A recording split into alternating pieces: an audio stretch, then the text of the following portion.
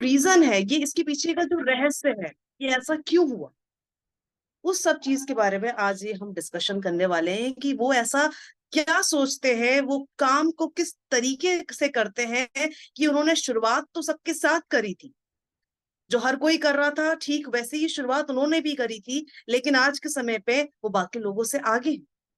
वो आज उस पोजीशन पे हैं जिस पोजीशन पे वो जाने का ख्वाब देख रहे थे, और जिन लोगों के संग उन्होंने ज्वाइन किया, जिन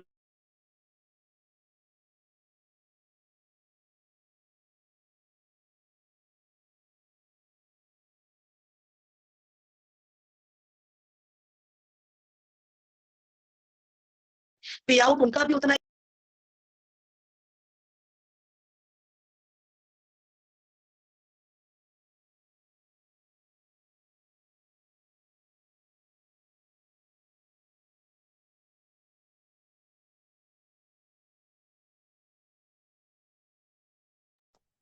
मैम आपका वॉइस मुझे ब्रेक हो रहा है या फिर?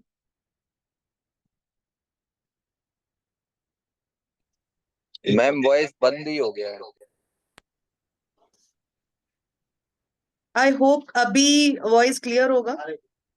जी मैम। ठीक है, सॉरी फॉर द इनकन्वीनियंस, हम कंटिन्यू करते हैं। तो मैं आपसे कह रही थी कि जब अ, सभी लोगों के संग उन्होंने स्टार्ट किया, बट आज वो उस पोजीशन पे हैं जिस पोजीशन पे पहुंचने का वो ख्वाब देख रहे थे। तो ऐसा क्यों हुआ, ऐसा रीजन क्या था कि ज्वाइनिंग।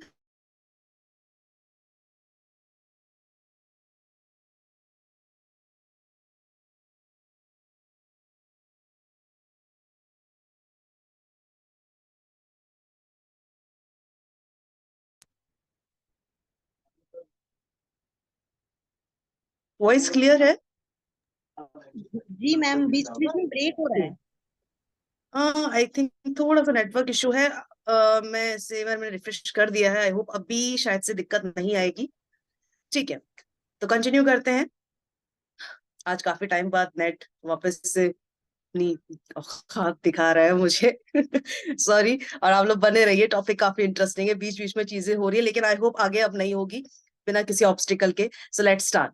तो ये चीज हमें समझनी है, तो यही रीजन के बारे में आज हम डिस्कस करने वाले हैं कि एक्चुअली में बात क्या है कि ज्वाइनिंग तो सभी के संग, मतलब ज्वाइन तो सबके संग किया, बट उन 50 लोगों में से सिर्फ वो एक व्यक्ति कैसे आगे बढ़ गया, कैसे वो उस पोजीशन पे पहुंच गया जिसके वो ख्वाब देख रहा था। सो ये रीजन इसके पीछे का क्या है, because he was not a normal person, वो एक एंटरप्रेन्योर था, वो उसके अंदर जो क्वालिटी थी वो एक एंटरप्रेन्योरशिप थी, है ना। तो ये चीज हम आज के टॉपिक में डिस्कस करेंगे कि ऐसी क्या सोच या उनका ऐसा क्या नजरिया रहता है चीजों को देखने का, जिस वजह से भीड़ में भी एक व्यक्ति ऐसा निकल आता है जो शुरुआत तो सबके संग करेगा लेकिन सबसे आगे निकल जाता है। तो ऐसा क्या है, यही चीज हमें आज जाननी है। तो आई होप एंटरप्रेन्योर क्या होता है ये चीज आपको, इसका कॉन्सेप्ट क्लियर हो गया होगा, क्योंकि एंटरप्रेन्योर क्या है ये जानना बहुत जरूरी था सब उसकी सोच से पहले जानने के। तो एंटरप्रेन्योर का मतलब यही है जो ऐसी जगह पे अपॉर्चुनिटीज को देख लेता है, ऐसी जगह पे वो अपना इकोनॉमिकल एरिया सर्च कर लेता है, जो जगह या जो काम या फिर जो टास्क उसको दिया जा रहा है वो किसी एक दूसरे व्यक्ति को बेफिजूल लग सकता है, उसे लग सकता है कि ये तो वेस्ट ऑफ मनी है, वेस्ट ऑफ टाइम है। लेकिन एक एंटरप्रेन्योर ऐसी ही जिसको हर किसी ने नजरअंदाज कर दिया, हर किसी ने उसको वेस्ट समझकर इग्नोर कर दिया, एंटरप्रेन्योर ऐसी जगह को काफी अच्छी तरीके से एनालाइज कर कर, उसके बारे में कंप्लीट स्टडी कर कर, रिसर्च कर कर, उसमें से कुछ ना कुछ ऐसी अपॉर्चुनिटीज को फाइंड आउट कर लेता है जिससे वो उस चीज की उस पर्टिकुलर जगह पे नीड क्रिएट कर देता है। तो एंटरप्रेन्योर बेसिकली एक ऐसा पर्सन है जो बिजनेस ढूंढता नहीं है, बिजनेस वो खुद बनाता है। बिजनेस का मतलब क्या है, जब आप मार्केट में किसी चीज की जरूरत क्रिएट कर देते हो, किसी चीज की नीड क्रिएट कर देते हो, तो बिजनेस ऑटोमेटिकली आपका चल पड़े। तो सबसे पहले मार्केट में अगर आपको अपने प्रोडक्ट की सप्लाई बढ़ानी है, डिमांड बढ़ानी है, तो सबसे पहले हमें उस प्रोडक्ट की मार्केट में नीड बढ़ानी पड़ेगी। ये सारी चीजें को रिलेटेड है, ये एक चेन है, और इस चेन को बरकरार रखने के लिए एंटरप्रेन्योर की तरह सोचना बेहद जरूरी है। अब स्टार्ट करते हैं। आज का जो मेन टॉपिक है कि एंटरप्रेन्योर सोचता कैसे है। आप जिंदगी के किसी भी मुकाम पे पहुंचना चाहते हैं, चाहे आप डॉक्टर बनना चाहते हैं, आप इंजीनियर बनना चाहते हैं, एक अच्छे सक्सेसफुल नेटवर्कर बनना चाहते हैं, या कोई भी ऐसा ड्रीम जो आप कम ट्रू करना चाहते हो, उसके लिए एंटरप्रेन्योर की तरह सोचना, अपने माइंडसेट को डेवलप करना बहुत जरूरी है ना। तो थ्री इडियट्स में जो एक जो उसका नाम तो नहीं पता मुझे, आपको अगर मालूम होगा तो अच्छी बात है, मुझे याद नहीं आ रहा। तो उसकी जब असेंबली में जब उसका एक स्पीच था, तो वो बोलता है कि सपने देखना अच्छी बात है, लेकिन सपनों को पकड़ के रखे रहना, ये तो सही नहीं है। तो सपने देखना बहुत अच्छी बात है, लेकिन सपने सिर्फ आप देखे जा रहे हो, उनके बारे में सिर्फ सोचते जा रहे हो, उससे कुछ नहीं होना। आपको उसके लिए वर्कआउट करना पड़ेगा, आपको उन सपनों पे काम करना पड़ेगा, तब जाके वो सपने हकीकत होंगे। तब वो एक बोलते हैं ना कि ड्रीम कम ट्रू, वो तब होगा when you will start putting efforts on your dreams.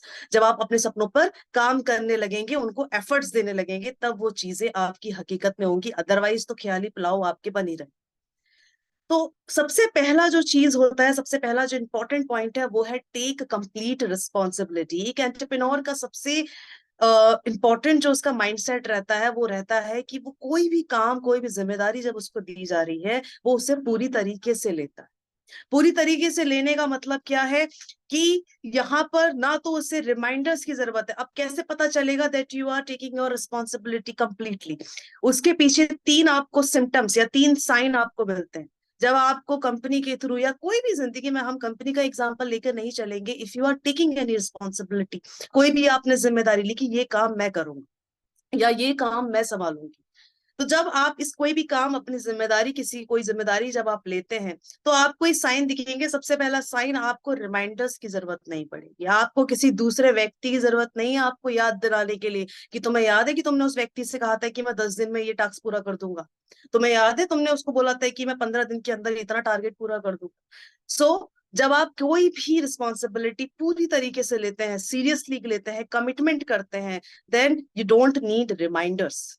Second, no excuse. आप कभी भी एक्सक्यूजेस नहीं देते हो कि अरे मैंने तो कहा था बट बारिश हो गई, या मैं तो जाने वाला था फील्ड पे लेकिन घर में कुछ मिसहैपनिंग हो गई, या फिर आज तबीयत ठीक नहीं थी। इस तरह के जो भी एक्सक्यूजेस हैं, वो आप नहीं दोगे। आप अपने काम को करोगे, क्योंकि आपने सामने वाले को कमिटमेंट दिया है, या खुद से आपने एक डिसीजन लिया है कि मुझे ये रिस्पॉन्सिबिलिटी पूरी करनी है, बाय हुक और बाय क्रुक। तो आप कोई भी लेम एक्सक्यूजेस नहीं देंगे।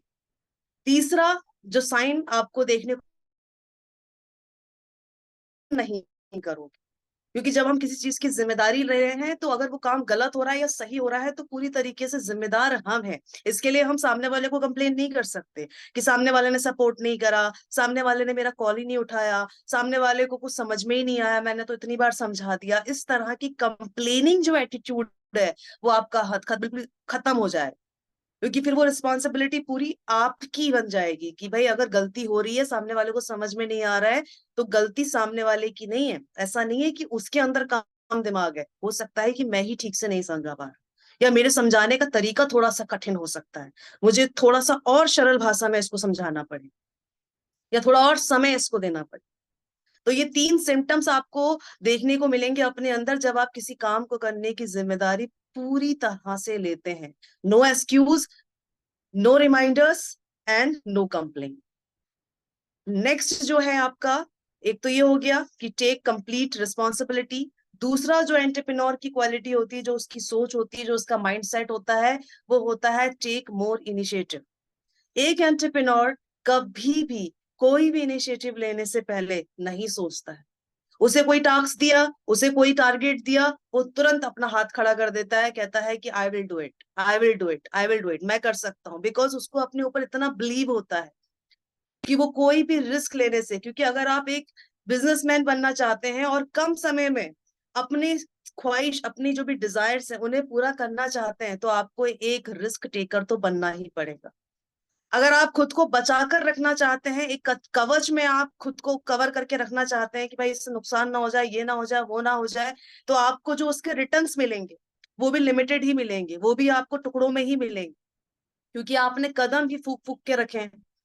जब आप छलांग मारोगे तो उसका जो रिटर्न होगा वो भी बहुत एकदम से, कहते हैं ना, छप्पड़ फाड़ के आपको मिलेगा।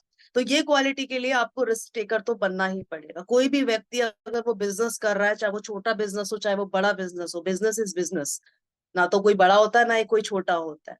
बट अगर आपके अंदर रिस्क टेकिंग क्वालिटी नहीं है तो आप एक अच्छे बिजनेसमैन नहीं बन सकते हैं। नो डाउट आपके पास जितनी भी फैसिलिटीज हो, आपका आलिशान शोरूम हो, तमाम चीजें हो, doesn't matter if you are not a risk taking person. आपके अंदर इतनी क्षमता नहीं है कि आप किसी ऐसे व्यक्ति के संग कॉन्ट्रैक्ट कर सकें या डील कर सकें जो आपको कह रहा है कि आने वाले समय में इतना फायदा हो जाएगा, लेकिन आप डर रहे हो क्योंकि कुछ पैसा आपका लग रहा है, इन्वेस्टमेंट हो रही है आपकी तरफ से, आपको नेगेटिव थॉट्स आ रहे हैं कि अगर पैसा डूब गया, ये कंपनी ही बंद हो गई तो अगर इस तरीके का माइंडसेट आप लेके चल रहे हो तो कभी भी, not in the case of business बल्कि किसी भी फील्ड से आप जुड़ेंगे, वहां पर कुछ भी नहीं होने वाला है। तो रिस्क टेकिंग बहुत जरूरी है। और रिस्क टेकिंग कैसे खत्म होगी? जब किसी भी काम को करने के लिए आप 100 बार नहीं सोचो, आप you are ready to take initiative. तो एक एंटरप्रेन्योर हमेशा, जो हमेशा है वो रेडी रहता है, ताक पे रहता है। उसे कोई काम दो वो तुरंत हाँ बोलेगा, उसको कोई टास्क दो वो तुरंत बोलेगा कि हाँ इस चीज को मैं कर रहा हूँ। वो सोचता नहीं, क्योंकि उसको अरे अंदर इतना कॉन्फिडेंस है, वो कहता है कि काम करो, देखते हैं, हो गया तो बहुत अच्छी बात है, नहीं हुआ तो हमें कुछ सीखने को मिल जाए, कुछ सीखने को मिल जाएगा। इसी से रिलेटेड तीसरा इसका एक पॉइंट है जो है इमोशनल रिजिलेंस। इमोशनल रिजिलेंस का मतलब होता है कि जब आप किसी भी काम को करने का पहला कदम उठाते हैं तो ये तो लाजमी है कि उससे आपको हो सकता है कि कुछ कठिनाइयों का सामना भी करना पड़े, कुछ बैरियर्स भी आएंगे, ऑब्स्टिकल्स भी आएंगे। अब उस दौरान आप ये मत समझो कि कुछ कदम उठाने से पहले 100 बार सोच लिया होता तो ऐसा ना होता, एक बार सोच लिया होता तो ऐसा ना होता। क्यों भाई, क्यों आप रिग्रेट करना चाह रहे हो? आपको रिग्रेट नहीं करना है। आपने इनिशिएटिव लिया, आपने वो जिम्मेदारी ली, आपने वो काम अपने हाथ में लिया, और जब आप उस काम को कर रहे थे, हो जाता है कभी कभी आपको वो सक्सेस नहीं मिल पाई, या जितना रिटर्न्स आपने एक्सपेक्ट किया था उतने रिटर्न्स आपको नहीं मिल पाए, लेकिन उस काम को करने के दौरान जो एक्सपीरियंस आपको मिला और जो इंसान आप बने उस काम को करने के बाद, वो तो एक बेहतर चीज आपके अंदर आई ना। तो ये चीज आपको समझने की है कि emotional resilience, this is the third point, जो एंटरप्रेन्योर हमेशा जब भी उसका, जब उसे कहीं लॉस हो जाता है या जो रिटर्न्स वो एक्सपेक्ट कर रहा होता है वो रिटर्न जब उसको नहीं मिलता है, तो वो हमेशा ये चीज बोलता है, उसका जो माइंडसेट है वो इतना इमोशनली स्ट्रांग होता है कि भले ही मुझे इस काम के उतने रिटर्न्स नहीं मिले, बट इस काम को करने के दौरान जो एक नया पर्सन मैं बना, जो एक नई खूबी मेरे अंदर आई कि किस प्रॉब्लम को किस तरीके से हैंडल करना है, डील करना है, वो चीज मैंने सीखी। और अब ये जो एक गुण मेरे अंदर आया वो किसी दूसरे काम में मैं इस्तेमाल करूं। ठीक है, तो वो चीज यहाँ पर एक एंटरप्रेन्योर की रहती है, because mistakes are the proof that you are trying. गलतियां जब तक आप नहीं करेंगे, अगर आप किसी ऐसे व्यक्ति से मिल रहे हो जिसने कभी जिंदगी में गलती नहीं करी, that means you are meeting somebody जिसने अपनी लाइफ में कुछ नया करने की इच्छा ही नहीं रखी, ना कि उसने अपनी लाइफ में कुछ नया करा ही नहीं। क्योंकि गलतियां प्रमाण होता है कि आपने कुछ नया करने की चाह रखी, आपने कुछ नया करने का सोचा, आपने किया, और इस दौरान ये गलती आपसे हुई। So don't forget that mistakes are the proof that you are trying. Trying what? New things, new strategies, new ideas. जब तक आप नई चीजें करोगे नहीं तब तक आपको पता कैसे चलेगा? तो कभी भी कोई व्यक्ति अगर ऐसा बोलता है कि मैंने तो आज तक कोई गलती नहीं करी, इसका मतलब उसने कभी कुछ नया ट्राई भी नहीं किया। तो इमोशनल रेजिलेंस बहुत जरूरी है, जिसमें आपको ये चीज पता चलती है कि आप उस समय पे जो सिचुएशन आई या जिन रीजंस की वजह से आपको वो एक्सपेक्टेड रिजल्ट नहीं मिला, तो उसके पीछे क्या गलती हुई, और फिर आप उस गलती को इम्प्रूव करोगे। और इम्प्रूव करने के दौरान आपके अंदर जो वो गुण आएंगे, जो क्वालिटीज आएंगी, जो स्किल्स आएंगी, वो आगे चल के किसी दूसरे टास्क पे आप इस्तेमाल करोगे। तो अभी तक हमने तीन जो माइंडसेट है एक एंटरप्रेन्योर के वो देखे। सबसे पहला, टेक कंप्लीट रिस्पॉन्सिबिलिटी, जिसमें no excuse, no reminders, no complain. Second हमने देखा, टेक मोर इनिशिएटिव, जितना हो सके उतना आप रिस्क टेकर बने। हर काम को करने के लिए I can do it, I will do it, सबसे पहला अपना कदम आप उठाइए, अगल बगल मत देखिए, just do it, just jump into the task और उसको आप करना स्टार्ट कर दे। तीसरा, इमोशनल रेजिलियंस बहुत जरूरी है। नेवर थिंक कि मुझसे गलती हो गई, कदम उठाने से पहले एक बार सोच लेता। डू नॉट रिग्रेट, जो कभी भी आपने जो लाइफ में कर दिया, कभी भी उस चीज के लिए रिग्रेट नहीं करना है। In fact you always have to look out the positive expect of everything, या जो भी आप अपनी लाइफ में कर रहे हो, कि अगर यहाँ पर मुझसे गलती हुई तो इस गलती को मैंने किस तरीके से ठीक किया, और भले ही मुझे इसका रिटर्न अच्छा नहीं मिला, लेकिन एक गुण और एक नई चीज मैंने सीखी। फोर्थ जो पॉइंट है इसका, जो एक फोर्थ माइंडसेट होता है एंटरप्रेन्योर का, वो रहता है डू मोर टॉक लेस। काम ज्यादा करें, बातें कम करें। ऐसा नहीं है कि आप सामने वाले को तो बोल रहे हो ऐसा कर दूंगा वैसा कर दूंगा, अगले साल ऐसा हो जाएगा, आने वाले महीने में मेरे सेमिनार में इतने लोग आएंगे, मेरे वेमिनार्स में इतने लोग जुड़ेंगे। इस तरह की बातें करना छोड़ दे, करके दिखाइए। तो बातें कम करनी है, काम ज्यादा करना है, डू मोर टॉक लेस। तो एंटरप्रेन्योर कभी भी अपने आइडियाज, अपनी बातें, वो बातों में बिलीव नहीं करता। एंटरप्रेन्योर करने में बिलीव करता है कि जब मैं करूंगा सामने वाले को ऑटोमेटिकली दिख जाएगा। कहते हैं ना कि जो आपकी सक्सेस होती है, जो सफलता होती है, उसे शब्दों की जरूरत नहीं होती, आपकी तरक्की को शब्दों की जरूरत नहीं होती। जब आप तरक्की करेंगे, ऑटोमेटिकली आपके पास वो सारी लग्जरियस चीजें होंगी, सामने वाले को खुद ही पता चल जाएगा कि हाँ, तक जो है इस व्यक्ति की सक्सेस हो रही है, तरक्की हो रही है। तो success don't need words, success needs effort, है ना। जब आप काम करेंगे, आप मेहनत करेंगे, तो आपको हल्ला मचाने की जरूरत नहीं है। आप शांति पूर्वक अपने काम पर फोकस करें, और धूम तो फिर आपकी जो भी आप सक्सेस कर रहे हो, वो तो आपका मचा ही देगी। ठीक है। इसके अलावा जो फिफ्थ पॉइंट है इसका, फिफ्थ पॉइंट आपका रहता है कि फीडबैक सिस्टम। फीडबैक सिस्टम बहुत जरूरी है। फीडबैक से क्या होता है, फीडबैक से एक मतलब हमारा यह है कि क्विट ना करें। बहुत सारे लोग क्या करते हैं, कुछ कंपनी से जुड़े, किसी बिजनेस में जुड़े, 5-6 महीने वहां पर काम किया, कुछ हो रहा है तो ठीक है, जैसे नहीं होता है तो वो अपनी धीरे धीरे जो उनकी होप है वो खत्म होने लगती है, और वो क्विट कर देते हैं। तो क्विट नहीं करना है, क्योंकि जब तक आप उस चीज को करते रहोगे, क्योंकि देखिए, फ्रूट्स की चिंता मत कीजिए, सबसे पहले रूट्स पे काम करना जरूरी है। अगर आप चाहते हैं कि आपने कोई पेड़ लगाया, उस पर फल अच्छा है, उसका फल मीठा हो, अच्छा हो, तो आपको स्टार्टिंग से काम करना पड़ेगा, उसके बीज पे भी काम करना पड़ेगा, उसको टाइम टू टाइम पानी देना पड़ेगा, यानी कि उसकी जड़ों पे काम करना पड़ेगा। अगर जड़ें ही सड़ गई, जड़ों पे ही कीड़े लग गए, तो फल की तो आप फिर छोड़ ही दीजिए। तो हमेशा फल की चिंता मत करो कि क्या होगा, आप बेस को स्ट्रॉन्ग बनाकर चलिए। जो उसका स्टार्टिंग पीरियड होता है, उस चीज पे आप ज्यादा मेहनत करो। अगर स्टार्टिंग अच्छी होगी तो एंडिंग तो ऑटोमेटिकली अच्छी हो ही जानी है। स्टार्टिंग ही बुरी हो गई तो आज के जो सेशन है, आज का जो सेशन है वो पूरा डिपेंड ही इस पे कर रहा है। हम फ्रूट्स के ऊपर बात नहीं कर रहे, हम रूट्स पे बात कर रहे हैं, जड़ों पे।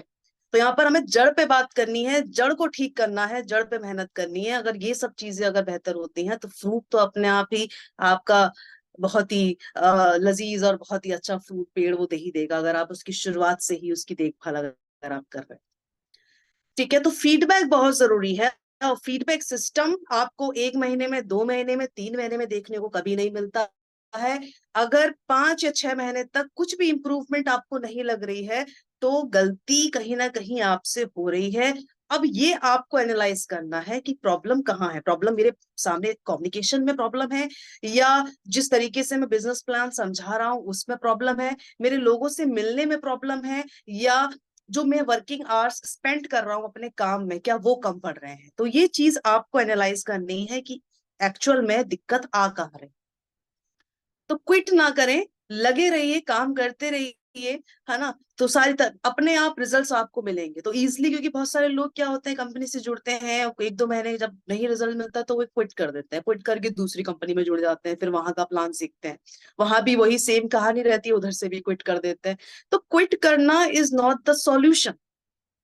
आप एक कंपनी छोड़ेंगे, दूसरी कंपनी छोड़ेंगे, तीसरी कंपनी छोड़ेंगे, कितनी कंपनी छोड़ेंगे, छोड़ते ही रहेंगे जिंदगी भर। जिंदगी भर हर कंपनी का प्लान सीखते रहेंगे, फिर उस पर काम करते रहेंगे। तो क्विट कर देना, किसी चीज को छोड़ देना सॉल्यूशन नहीं है। किसी चीज पे काम करना, वो चीज नहीं हो पा रही है, क्यों नहीं हो पा रही है, रीजन क्या है, उस रीजन को देखना। क्योंकि एंटरप्रेन्योर, शुरुआत पे ही बताया, एंटरप्रेन्योर क्या करता है, उन जगहों पे भी एक अच्छा इकोनॉमिकल बिजनेस आइडिया सोच लेता है, जिन जगहों को देखकर सामने वाला रिजेक्ट करके चला गया। सामने वाला ने कहा कुछ नहीं होना यहाँ पर, यहाँ कोई फायदा नहीं होगा, यहाँ पर बिजनेस डूब जाएगा, यहाँ कोई बिजनेस नहीं हो सकता। आगरा में जब एक सेमिनार हुआ था जो मेरे पापा ने ही ऑर्गेनाइज किया था, तो उस समय पे नरेश सर ने एक बहुत अच्छी स्टोरी सुनाई थी। और ये स्टोरी मैंने शायद से अपने लास्ट टू लास्ट, शायद से अपने चौथे या पांचवें सेशन में भी बताई थी। और वो स्टोरी मुझे आज भी बहुत अच्छी से याद है। तो अगर वो सेशन आपने ज्वाइन किया होगा तो आप, आई होप आप लोगों को भी याद होगा कि वो व्यक्ति उस जगह पे बहुत सारे लोग गए जहां पर कोई भी जूते चप्पल नहीं पहनता था, सब ऐसी नंगे पैर जाया करते थे। तो जब वहां पर बहुत सारे लोगों को भेजा गया, सबने कहा अरे सर वहां तो जरूरत ही नहीं है, वहां तो कोई जूते चप्पल पहनता ही नहीं है और सबको नंगे पैर चलने की आदत है, और मुझे नहीं लगता कि यहाँ बिजनेस चलेगा। लेकिन जब किसी एक ऐसे व्यक्ति को भेजा जिसके अंदर एक एंटरप्रेन्योरशिप क्वालिटी थी, उसने कहा कि नीड क्रिएट करेंगे हम, एकदम से बिजनेस ओपन नहीं करेंगे, हम पहले एक व्यक्ति पर ट्रायल करके देखते हैं, एक व्यक्ति को हम पहनाकर तो देखेंगे। जब वो पहनकर, चप्पल पहन के गांव में चलेगा और जब अपने अनुभव बाकियों को बताएगा तो ऑटोमेटिकली इसकी नीड जो है क्रिएट हो जाएगी। तो जब उसने एक व्यक्ति को चप्पल पहनाई उस गांव के, और उस व्यक्ति का जब अनुभव पूछा गया तो उसने कहा ये तो बहुत अच्छी है, जब हम नंगे पैर चलते थे तो हमारे पैर गंदे हो जाते थे, कई बार सांप बिच्छू भी काट दिया करते थे, है ना, चींटी वीटी लग जाती थी, काट जाते थे, और पैर एड़ियां वगैरह हमारी फट जाया करती थी, कंकड़ चुभ जाया करते थे। लेकिन जब से ये चप्पल पहनी है बहुत बढ़िया हो गया है, हम और ज्यादा तेजी से भाग जाते हैं, भाग कर काम कर पाते, जल्दी चल पाते हैं, क्योंकि नंगे पैर रोड पे चलना थोड़ा मुश्किल होता था, पत्थर वगैरह जो कंकड़ है वो चुभ जाया करते थे। तो लोगों ने, जब उसने कहा अरे ऐसा भी होता है, उसने कहा हाँ तुम पहन के देखो, दूसरे ने पहना, उसको भी वही कंफर्ट फील हुआ, और जब कंफर्ट फील हुआ तो उसने तीसरे को रेकमेंड किया, तीसरे ने चौथे को रेकमेंड किया, और तब उस एंटरप्रेन्योर को पता चल गया कि अब ये चप्पल सबकी क्या बन गई है, नीड बन गई है, सभी को अच्छा लग रहा है। तो वहां पर उन्होंने बिजनेस खोल दिया फुटवेयर का। अब बेमिसाल बिजनेस जो कंपनी है वो वहां पर चल पड़ी। तो यही है एक एंटरप्रेन्योर जो 10 लोगों को भेजा, 10ों को वो चीज पसंद नहीं आई, 10ओं को वो जगह लगा रहे सर वहां तो कोई चप्पल ही नहीं पहनता, वो तो चप्पल होती क्या है जानते ही नहीं।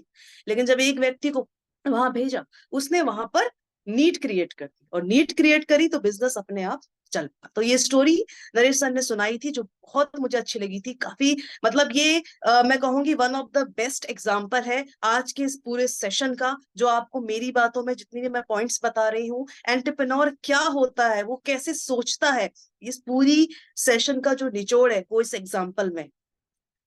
इसीलिए मैंने आज वापस से ये रिपीट किया। और यही एंटरप्रेन्योर है, यही एंटरप्रेन्योर की सोच होती है कि वो क्या करता है, ऐसी जगहों पे अगर उससे कोई गलती भी हो रही है फिर भी वो नीड क्रिएट करेगा, वो एटलीस्ट ट्राई जरूर करेगा, वो इनिशिएटिव लेगा कि एक बार करके तो देखे, बात बन गई तो बहुत बढ़िया, नहीं बनी तो कोई बात नहीं, लेकिन हमें कुछ सीखने को तो मिलेगा, कुछ अनुभव तो मिलेगा। तो ये चीज है। इसके अलावा अगला जो पॉइंट है इसमें, अगला पॉइंट आपसे कहता है कि इमोशनल रेजिलियंस हो गया। इसके बाद आपका देखो 3-4 पॉइंट्स इसमें हो चुके हैं, जो इंपॉर्टेंट पॉइंट्स थे वो मैं आपको बता ही चुकी हूँ। इसके अलावा इसमें पॉइंट्स आई गेस इतने ही पॉइंट्स है, ज्यादा पॉइंट्स इसमें है नहीं। और एक बार हम इसको अगर रिपीट करना चाहें तो हम रिपीट कर सकते हैं, जैसे कि टेक मोर कंप्लीट रिस्पॉन्सिबिलिटी, और take more initiative, do more talk less, ये तीसरा पॉइंट है। इमोशनल रेजिलियंस, फीडबैक सिस्टम, और एक सबसे ख्याल, हाँ एक पॉइंट और आपका है जो काफी मुझे अच्छा लगा, मैं हालांकि इंपॉर्टेंट भी आप कह सकते हो, मैं बता देती हूँ क्योंकि समय हमारे पास है, ये थोड़ा सा हटके है इस सेशन से, वो है फिनिश व्हाट यू स्टार्ट। तो एक पॉइंट ये भी हम ऐड कर लेते हैं, जस्ट अभी मेरे दिमाग में आया कि फिनिश व्हाट यू स्टार्ट। जो भी कार्य आपको दिया गया है, जो भी काम आपने लिया है, उसे खत्म जरूर करें, उसे कभी भी अधूरा ना छोड़ें। आप डॉक्टर के पास जाते हो, कोई कोर्स चल रहा है आपका, आपकी दवाइयां चल रही हैं, आपको 3 दिन आपने दवाई खाई, आपको आराम मिल गया, फिर हम क्या करते हैं, छोड़ देते हैं दवाइयां। गलत है।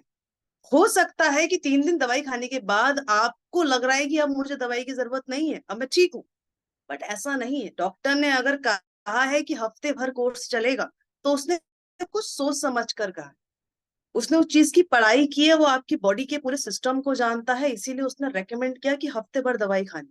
आपको 3 दिन में आराम मिल गया, आपने चौथे दिन से दवाई खाना बंद कर दिया, तो ये चीज गलत है। अब हो सकता है 5वें दिन से वापस आपकी कंडीशन उसी पे आ जाएगी, उसी जीरो पे आ जाएगी जहां से आपने स्टार्ट किया। राइट। तो हमेशा जब भी आप कोई काम लें अपने हाथों में, जब कोई काम आपको दिया जा रहा है तो उसे कंप्लीट कर। तो finish what you like, for example gym, gym जा रहे हैं, साल भर की मेंबरशिप ले लेते हैं, एक महीना गए, दूसरे महीने से कंसिस्टेंसी खत्म कर दी, जाना बंद कर दिया, अब नहीं जा रहे। तो क्या हो रहा है, दिक्कतें हो रही हैं।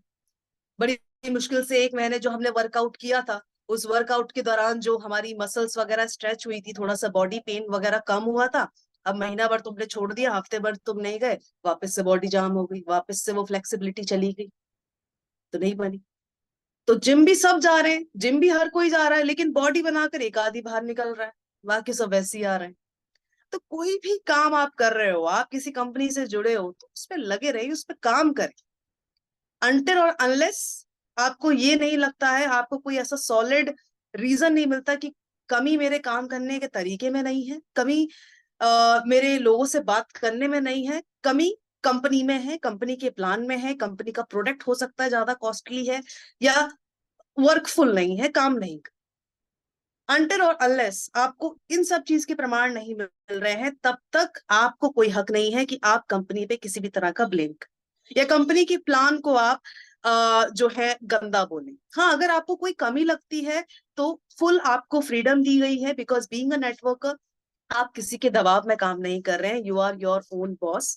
अगर आपको लगता है कि इसमें ये चेंज होना चाहिए, कंपनी के बिजनेस प्लान में ये चीज होनी चाहिए, तो आप अपना सजेशन दे सकते हैं। सजेशन, क्योंकि ये परिवार है, परिवार में हर कोई किसी की बात से सहमत नहीं होता। न्यू जनरेशन अलग है, ओल्ड जनरेशन अलग है, उनके विचार हमारे विचार अलग हैं।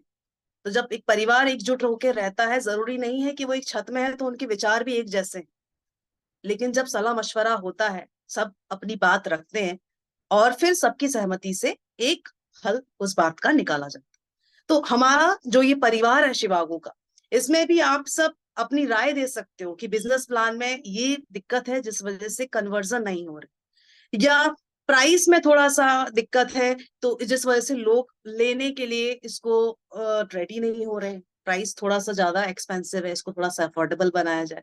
तो इस तरह के सजेशन जो है वो आप दे सकते हैं। सजेशन आपका अगर वैलिड होता है as per the market strategy और मार्केट में जो भी सिचुएशन चल रही है उसको देखते हुए, अगर कंपनी को सजेशन आपका बेस्ट लगता है, मीनिंगफुल आइडिया आपका लगता है, तो जरूर कंपनी आपके सजेशन को अपने बिजनेस प्लान, अपनी जो भी उसकी कंपनी की स्ट्रेटजीज है उसमें वो फॉलो करेगी। बट जब तक ये चीज आपको फील नहीं हो रही है, तब तक कमी कहाँ है, कमी हम में है, कुछ ना कुछ हम मिस कर रहे हैं, जिस वजह से we are not getting joining, we are not able to sell the product, और वो चीज हमें पता करनी है। और इसे पता करने के लिए ये एंटरप्रेन्योर आपको मदद करेगा, अगर आप एंटरप्रेन्योर की तरह सोचना शुरू कर दें। तो एंटरप्रेन्योर की तरह सोचना बहुत जरूरी है। यही माइंडसेट लेकर आज जितनी भी बड़ी बड़ी कंपनीज में सीईओ हैं, या फिर जो एचआर हैं, जो भी है, जो बड़ी लेवल पे हैं, वो इसी वजह से। ठीक है, एग्जाम्पल के तौर पे आप हमारे जो फाउंडर है राम हरी सर, उनका भी एग्जाम्पल ले सकते हैं। देखिए, दूर या दूर कंपनी के सीईओ, उनके एचआर, उसका फलाना, इसका ढिंकाना, जरूरत नहीं है। आप अपने आसपास ही देखिए, आप अपने आसपास से ही एग्जाम्पल ले सकते हैं। तो उन्होंने भी इस चीज को एनालाइज किया। ऐसा नहीं है कि मार्केट में केवल एक शिवागो न्यूट्रा ही है जो इस तरह का काम कर रहा है, लेकिन उन्होंने इनिशिएटिव लिया। और एक एंटरप्रेन्योर की सबसे बड़ी खासियत क्या है कि वो एंटरप्रेन्योर इनिशिएटिव लेता है। वो सोचता नहीं है कि मेरी जैसी तमाम कंपनीज ऑलरेडी मार्केट में रन कर रही है तो मेरा प्रोडक्ट अलग से और क्या कर देगा। अगर ये सोच अगर हो जाती तो ना आज आप होते, ना मैं होती, ना ये हमारा जूम सेशन होता, कुछ भी नहीं हो रहा हो, राइट।